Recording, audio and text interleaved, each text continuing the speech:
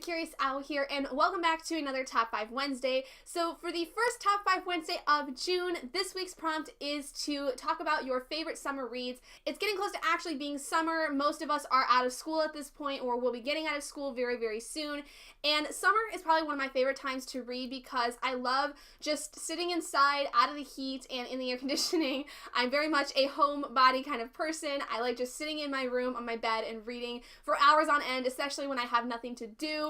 And this time I decided to pick books from each genre that I really would think would be fun to read in the summer for different reasons. So I have a horror book, I have a contemporary, and I have 3 fantasy or paranormal stories, one dealing with vampires, one dealing with angels, and one that is just fantasy in general. And I think you might be able to guess which one it is, because pretty much a lot of people tend to read this series during the summer and read the whole series. By the way, these books are not in any particular order. These are just the first books that I thought of off the top of my head that I think would be really fun to read during the summer. So the first book is The Merciless by Daniel Vega. This is kind of what I would consider a YA horror novel. This deals with a young girl named Sophia who moves to a new town and kind of gets invested with this group of popular girls, and also meets this very, very dark individual that she goes to school with. And this group of popular girls is absolutely convinced that she is possessed by the devil and want to try to perform an exorcism on her.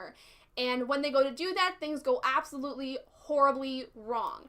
I think this is a wonderful book to read during the summer because not only is it absolutely super vibrant with the pink cover, but you know, we're getting closer to Halloween, and the summer I feel like is always a really good time to read super scary stories for some reason, especially on nights where it's storming, because you'll get a lot of storms usually during the summer at night, and I feel like this is a great one to read. The next book is essentially the entire Kissed by an Angel series by Elizabeth Chandler. This has got to be one of my favorite paranormal series of all time. Elizabeth Chandler is one of my favorite paranormal authors of all time. And this story deals with a girl named Ivy who loses her boyfriend Tristan in a car accident, and it's revealed throughout the story that he is essentially her guardian angel because he realizes that the person that had actually ended up killing him is after Ivy next, and he has to find a way to protect her and find a way to keep her safe from this individual.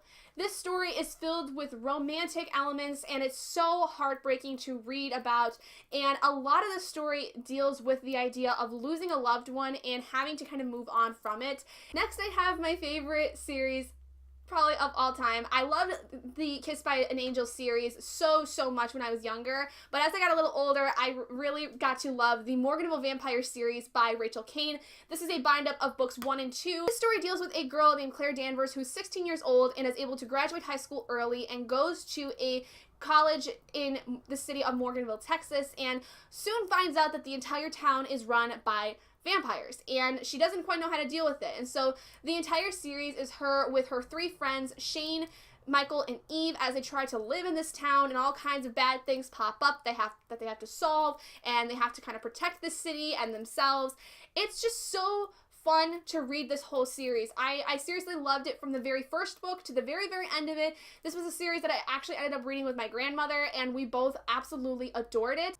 I think this is a really good summer read because it's got some romance, it's got action, it's got intrigue, it's got a lot of great things going for it that honestly it's an all-weather kind of scenario that you could read this series, but I just remember really digging it in the summer when I personally read it, and I just ate through this series like nobody's business, and I think I got more invested in over the summer than I did over the school year because I would always be busy during the school year. And now the series that literally everyone reads at least once over the summer is the Harry Potter series by J.K. Rowling.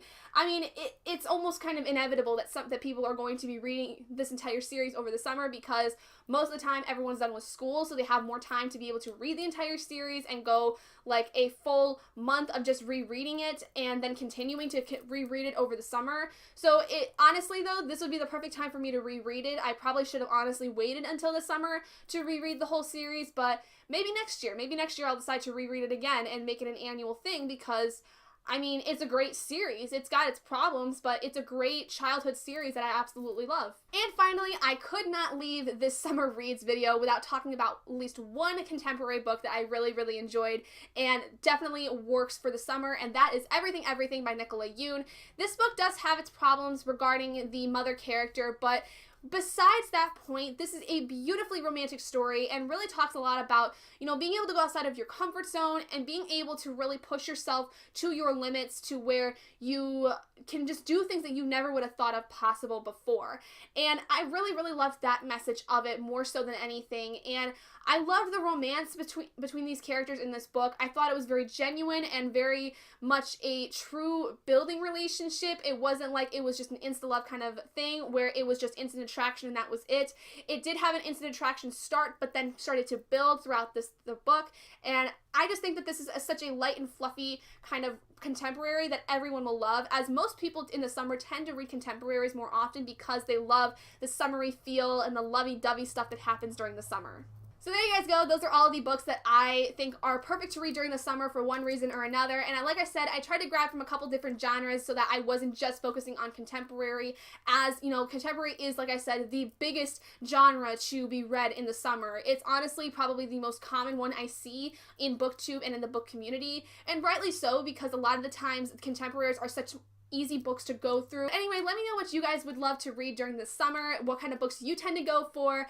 I typically just pick whatever I'm in the mood for.